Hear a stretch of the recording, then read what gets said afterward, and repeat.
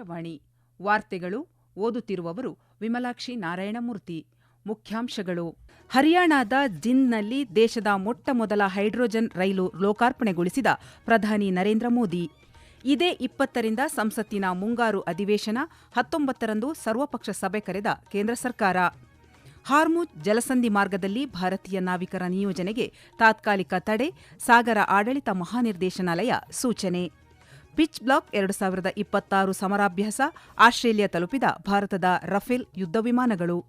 ಹಾಗೂ ದೇಶದಲ್ಲಿ ಹಾಕಿ ಕ್ರೀಡಾಭಿವೃದ್ಧಿ ವ್ಯವಸ್ಥೆ ಬಲಪಡಿಸಲು ವಿಶೇಷ ಕಾರ್ಯಾಗಾರಗಳಿಗೆ ನಾಳೆಯಿಂದ ಹಾಕಿ ಇಂಡಿಯಾ ಚಾಲನೆ.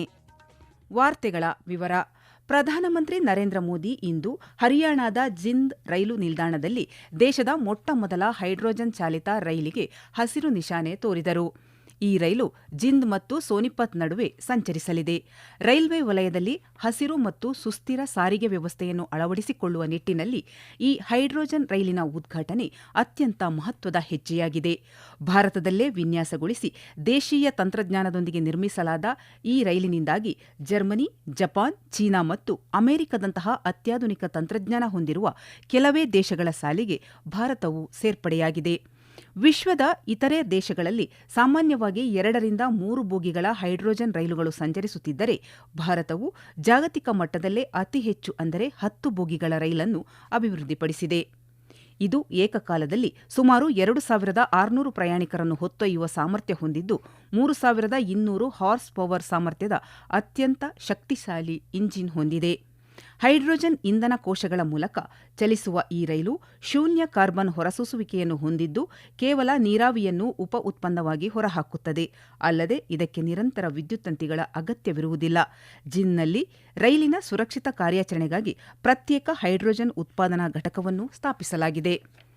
ಹರಿಯಾಣ, ಚಂಡೀಗಢ ಮತ್ತು ಪಂಜಾಬ್ ಪ್ರವಾಸದ ಭಾಗವಾಗಿ ಜಿಂದ್ನ ಏಕಲವ್ಯ ಕ್ರೀಡಾಂಗಣದಲ್ಲಿ ನಡೆದ ಸಮಾರಂಭದಲ್ಲಿ ಸುಮಾರು 14,700 ಕೋಟಿ ರೂಪಾಯಿ ವೆಚ್ಚದ ವಿವಿಧ ಅಭಿವೃದ್ಧಿ ಯೋಜನೆಗಳಿಗೆ ಪ್ರಧಾನಿ ಶಂಕುಸ್ಥಾಪನೆ ಹಾಗೂ ಲೋಕಾರ್ಪಣೆ ನೆರವೇರಿಸಿದರು. ಈ ವೇಳೆ ಮಾತನಾಡಿದ ಅವರು, ಹರಿಯಾಣದ ಜಿಂದ್ನಲ್ಲಿ ಹೈಡ್ರೋಜನ್ ರೈಲಿನ ಲೋಕಾರ್ಪಣೆಯೊಂದಿಗೆ ಇತಿಹಾಸ ಸೃಷ್ಟಿಸಲಾಗಿದೆ. ಇನ್ನು 14,700 ಕೋಟಿ ರೂಪಾಯಿ ವೆಚ್ಚದ ವಿವಿಧ ಅಭಿವೃದ್ಧಿ ಯೋಜನೆಗಳಲ್ಲಿ 2 ವೈದ್ಯಕೀಯ ಕಾಲೇಜುಗಳು ಸೇರಿವೆ ಎಂದರು.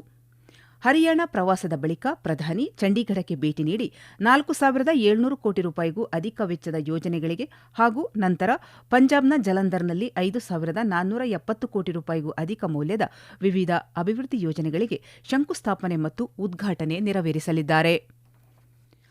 ಪ್ರಧಾನಿ ನರೇಂದ್ರ ಮೋದಿ ಅವರು ದೇಶಾದ್ಯಂತ ಪುನರಾಭಿವೃದ್ಧಿಗೊಂಡಿರುವ 75 ಅಮೃತ್ ಭಾರತ್ ರೈಲು ನಿಲ್ದಾಣಗಳನ್ನು ಇಂದು ವಿಡಿಯೋ ಕಾನ್ಫರೆನ್ಸ್ ಮೂಲಕ ಲೋಕಾರ್ಪಣೆ ಮಾಡಲಿದ್ದಾರೆ. ಕರ್ನಾಟಕದಲ್ಲಿ ಅಮೃತ್ ಭಾರತ್ ನಿಲ್ದಾಣ ಯೋಜನೆಯಡಿ ನವೀಕರಣಗೊಂಡಿರುವ 4 ರೈಲು ನಿಲ್ದಾಣಗಳನ್ನು ಪ್ರಧಾನಿ ವರ್ಚುವಲ್ ಮೂಲಕ ಉದ್ಘಾಟಿಸಲಿದ್ದಾರೆ.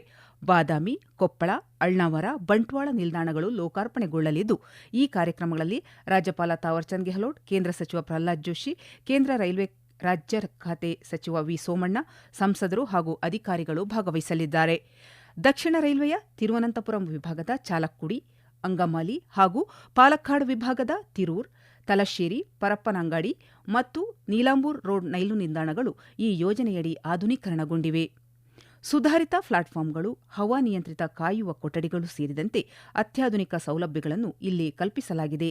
ಪ್ರಮುಖ ಪ್ರವಾಸಿ ತಾಣಗಳು ಮತ್ತು ಧಾರ್ಮಿಕ ಕ್ಷೇತ್ರಗಳಿಗೆ ಉತ್ತಮ ಸಂಪರ್ಕ ಕಲ್ಪಿಸುವ ಈ ನಿಲ್ದಾಣಗಳು ರಾಜ್ಯದ ಪ್ರವಾಸೋದ್ಯಮ ಮತ್ತು ಆರ್ಥಿಕತೆಗೆ ಹೆಚ್ಚಿನ ಉತ್ತೇಜನ ನೀಡಲಿವೆ.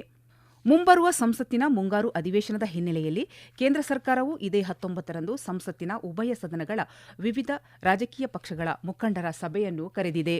ಅಧಿವೇಶನದ ಅವಧಿಯಲ್ಲಿ ಸಂಸತ್ತಿನ ಉಭಯ ಸದನಗಳ ಕಲಾಪಗಳು ಯಾವುದೇ ಅಡ್ಡಿಯಿಲ್ಲದೆ ಸುಗಮವಾಗಿ ನಡೆಯುವುದನ್ನು ಖಚಿತಪಡಿಸಿಕೊಳ್ಳಲು ಸರ್ಕಾರ ಈ ಸರ್ವಪಕ್ಷ ಸಭೆಯಲ್ಲಿ ಎಲ್ಲ ರಾಜಕೀಯ ಪಕ್ಷಗಳ ಸಹಕಾರವನ್ನು ಕೋರಲಿದೆ. ಸರ್ವಪಕ್ಷ ಸಭೆಯಲ್ಲಿ ಸಂಸತ್ತಿನ ಮುಂಗಾರು ಅಧಿವೇಶನ ಇದೇ 20ರಿಂದ ಆರಂಭವಾಗಲಿದ್ದು, ಮುಂದಿನ ತಿಂಗಳ 13ರವರೆಗೆ ಮುಂದುವರಿಯಲಿದೆ. ಈ ಬಾರಿಯ ಸುದೀರ್ಘ ಅಧಿವೇಶನದಲ್ಲಿ ಹಲವು ಪ್ರಮುಖ ಮತ್ತು ನಿರ್ಣಾಯಕ ವಿಧೇಯಕಗಳನ್ನು ಚರ್ಚೆಗೆ ಹಾಗೂ ಅಂಗೀಕಾರಕ್ಕಾಗಿ ಕೈಗೆತ್ತಿಕೊಳ್ಳಲು ನಿರ್ಧರಿಸಲಾಗಿದೆ. ಈ ವಾರ್ತೆಗಳನ್ನು ಆಕಾಶವಾಣಿಯಿಂದ ಕೇಳುತ್ತಿದ್ದೀರಿ. ನಮ್ಮ ಎಲ್ಲಾ ರಾಷ್ಟ್ರೀಯ ವಾರ್ತೆಗಳು ಹಾಗೂ ಪ್ರದೇಶ ಸಮಾಚಾರ ಈಗ ಆಕಾಶವಾಣಿ ನ್ಯೂಸ್ ಕನ್ನಡ ಯೂಟ್ಯೂಬ್ ಚಾನೆಲ್ನಲ್ಲಿ ಲಭ್ಯ. ನಮ್ಮ ಎಕ್ಸ್ ಖಾತೆ ಮತ್ತು ಇನ್ಸ್ಟಾಗ್ರಾಂ ಖಾತೆ ಆಕಾಶವಾಣಿ ನ್ಯೂಸ್ ಕನ್ನಡ. ಹೆಚ್ಚಿನ ಮಾಹಿತಿಗಾಗಿ ನಮ್ಮ ಫೇಸ್ಬುಕ್ ಖಾತೆ AIR ಕನ್ನಡ ನ್ಯೂಸ್ ಅನುಸರಿಸಿ. ಮಾಹಿತಿಯ ಹೂರಣ ವಾರದ ಕಾರ್ಯಕ್ರಮ ಪ್ರಚಲಿತ ವಿದ್ಯಮಾನ ಪ್ರತಿ ಬುಧವಾರ 9:15ಕ್ಕೆ.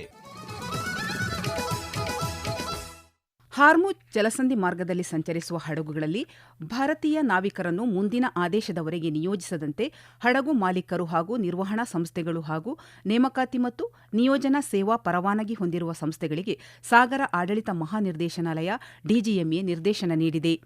ಗಲ್ಫ್ ಪ್ರದೇಶದಲ್ಲಿ ಉಲ್ಬಣಗೊಂಡಿರುವ ಭದ್ರತಾ ಪರಿಸ್ಥಿತಿ ಗಮನದಲ್ಲಿಟ್ಟುಕೊಂಡು ಭಾರತೀಯ ನಾವಿಕರ ಸುರಕ್ಷತೆ ಮತ್ತು ಭದ್ರತೆಗಾಗಿ ಮುನ್ನೆಚ್ಚರಿಕಾ ಕ್ರಮಗಳನ್ನು ಅನುಸರಿಸುವಂತೆ DGMA ಸಲಹೆ ನೀಡಿದೆ. ಭಾರತೀಯ ನಾವಿಕರ ಸುರಕ್ಷತೆ, ಭದ್ರತೆ ಮತ್ತು ಕಲ್ಯಾಣ ಹಾಗೂ ಭಾರತೀಯ ಹಡಗುಗಳ ರಕ್ಷಣೆ DGMAಗೆ ಅತ್ಯಂತ ಆದ್ಯತೆಯ ವಿಷಯವಾಗಿದೆ ಎಂದು ಸಂಸ್ಥೆ ಸ್ಪಷ್ಟಪಡಿಸಿದೆ. ಆಸ್ಟ್ರೇಲಿಯಾ ವಾಯುಪಡೆ ಆಯೋಜಿಸಿರುವ ಬಹುರಾಷ್ಟ್ರೀಯ ಜಂಟಿ ಸಮರಾಭ್ಯಾಸ ಪಿಚ್ ಬ್ಲಾಕ್ 2026ರಲ್ಲಿ ಪಾಲ್ಗೊಳ್ಳಲು ಭಾರತೀಯ ವಾಯುಪಡೆಯ ತುಕಡಿಯು ಆಸ್ಟ್ರೇಲಿಯಾ ತಲುಪಿದೆ. ಈ ತುಕಡಿಯು 4 ರಫೇಲ್ ಯುದ್ಧ ವಿಮಾನಗಳು, 2 C-17 ಸಾರಿಗೆ ವಿಮಾನಗಳು ಮತ್ತು 120ಕ್ಕೂ ಹೆಚ್ಚು ವಾಯುಯೋಧರನ್ನು ಒಳಗೊಂಡಿದೆ. ಭಾರತ ಮತ್ತು ಆಸ್ಟ್ರೇಲಿಯಾ ನಡುವಿನ ರಕ್ಷಣಾ ಸಹಕಾರವನ್ನು ವಿಸ್ತರಿಸುವ ನಿಟ್ಟಿನಲ್ಲಿ ಈ ನಿಯೋಜನೆ ಪ್ರಮುಖವಾಗಿದೆ. ಮುಂದಿನ 3 ವಾರಗಳ ಕಾಲ ನಡೆಯಲಿರುವ ಈ ಜಂಟಿ ತರಬೇತಿಯಲ್ಲಿ ಭಾರತೀಯ ವಾಯುಪಡೆಯು ಇಂಡೋ ಪೆಸಿಫಿಕ್ ಮತ್ತು ಯುರೋಪ್ ವಲಯದ ದೇಶಗಳೊಂದಿಗೆ ಪರಸ್ಪರ ಕಾರ್ಯಾಚರಣಾ ಸಾಮರ್ಥ್ಯ ಹಾಗೂ ವೈಮಾನಿಕ ಯುದ್ಧ ಕೌಶಲ್ಯಗಳನ್ನು ವೃದ್ಧಿಸಿಕೊಳ್ಳಲಿದೆ. ಈ ಸಮರಾಭ್ಯಾಸವು ಇದೇ 20ರಿಂದ ಆಗಸ್ಟ್ 7ರವರೆಗೆ ಉತ್ತರ ಆಸ್ಟ್ರೇಲಿಯಾದ ವಾಯುನೆಲೆಗಳಲ್ಲಿ ಜರುಗಲಿದೆ. ಗೋವಾ ಸರ್ಕಾರ ಕ್ಯಾಸಿನೋಗಳ ಕಾರ್ಯಾಚರಣೆಗೆ ಸಂಬಂಧಿಸಿದ ನಿಯಮಗಳನ್ನು ಮತ್ತಷ್ಟು ಕಠಿಣಗೊಳಿಸಿದ್ದು 21 ವರ್ಷಕ್ಕಿಂತ ಕಡಿಮೆ ವಯಸ್ಸಿನವರಿಗೆ ಕ್ಯಾಸಿನೋ ಆಟದ ಪ್ರವೇಶಗಳಿಗೆ ಪ್ರವೇಶ ನಿಷೇಧಿಸಿದೆ. ಈ ಸಂಬಂಧ ಗೃಹ ಇಲಾಖೆ ಅಧಿಸೂಚನೆ ಹೊರಡಿಸಿ ಹೊಸ ನಿಯಮವನ್ನು ಜಾರಿಗೆ ತಂದಿದೆ. ಅಧಿಸೂಚನೆಯಲ್ಲಿ ಸಮುದ್ರದಲ್ಲಿರುವ ಕ್ಯಾಸಿನೋ ಹಡಗುಗಳ ಪರವಾನಗಿ ಶುಲ್ಕ ಪಾವತಿಗೆ ಸಂಬಂಧಿಸಿದಂತೆ ಕೂಡ ಕಠಿಣ ನಿಯಮಗಳನ್ನು ಜಾರಿಗೆ ತರಲಾಗಿದೆ. ನಿಗದಿತ ಅವಧಿಯೊಳಗೆ ವಾರ್ಷಿಕ ಪರವಾನಗಿ ಶುಲ್ಕ ಪಾವತಿಸಲು ವಿಫಲವಾಗುವ ಕಡಲಾಚೆಯ ಕ್ಯಾಸಿನೋ ನಿರ್ವಾಹಕರು 18% ದಂಡವನ್ನು ಪಾವತಿಸಬೇಕಾಗುತ್ತದೆ ಎಂದು ಅಧಿಸೂಚನೆಯಲ್ಲಿ ತಿಳಿಸಲಾಗಿದೆ. ಕತಾರ್ನ Emir Sheikh Tamim bin Ahmad Al Thani ಅವರೊಂದಿಗೆ ಪ್ರಧಾನಮಂತ್ರಿ ನರೇಂದ್ರ ಮೋದಿ ದೂರವಾಣಿ ಮೂಲಕ ಮಾತನಾಡಿ ಕತಾರ್ನ ಮಾಜಿ Emir Sheikh Hamad bin Khalifa Al Thani ಅವರ ನಿಧನಕ್ಕೆ ಸಂತಾಪ ಸೂಚಿಸಿದ್ದಾರೆ. ಸಾಮಾಜಿಕ ಜಾಲತಾಣದಲ್ಲಿ ಪ್ರಧಾನಿ ಮಾಜಿ ಅಮೀರ್ ಅವರ ಶಾಶ್ವತ ಪರಂಪರೆ ಭಾರತ ಮತ್ತು ಕತಾರ್ ನಡುವಿನ ಕಾರ್ಯತಂತ್ರದ ಸಹಭಾಗಿತ್ವವನ್ನು ಇನ್ನಷ್ಟು ಬಲಪಡಿಸುವಲ್ಲಿ ಮಾರ್ಗದರ್ಶಕವಾಗಲಿದೆ ಎಂದು ಹೇಳಿದ್ದಾರೆ. ಅಂತಾರಾಷ್ಟ್ರೀಯ ನ್ಯಾಯ ದಿನವನ್ನು ಇಂದು ವಿಶ್ವದಾದ್ಯಂತ ಆಚರಿಸಲಾಗುತ್ತಿದೆ.